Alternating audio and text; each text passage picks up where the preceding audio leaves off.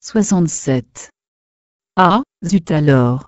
Chez soi, au quotidien, vaquant à ses occupations, l'on s'aperçoit qu'un ustensile, dont nous avons besoin n'est plus opérationnel.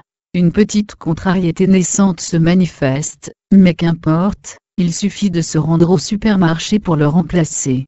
Arrivé sur place, on trouve aisément le rayon concerné. Et là, c'est la consternation. Parmi l'ensemble des présentoirs disposant, la famille des articles concernés, celui qui nous intéresse est absent. Il y a bien l'étiquette décrivant l'objet avec son prix, mais elle est accrochée à un support vide. Cette scène, bien connue, possède son contraire. L'article souhaité est bien présent, il suffit de quelques secondes pour le saisir, et le déposer dans le caddie, sans un mot, et surtout sans une pensée. Il s'agit là d'un acte machinal, allant de soi. Qu'est-ce qui distingue les deux attitudes? La contrariété ressentie dans le premier cas.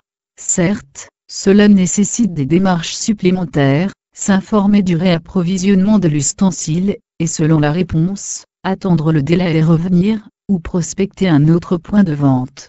Observant les deux situations, relativement courantes, on constate un déséquilibre dans l'expression qu'elles suscitent. La déception engendrée par la première, ne trouve pas écho dans l'enthousiasme que pourrait procurer la seconde. Cela concerne les actions quotidiennes, banales, que l'on peut classer en deux catégories, celles qui respectent l'ordre des choses, aboutissent à ce que l'on désire, et s'inscrivent dans la normalité, et les autres, génératrices de rupture, apportant la frustration. Comment aborder ces événements, en recherchant un équilibre?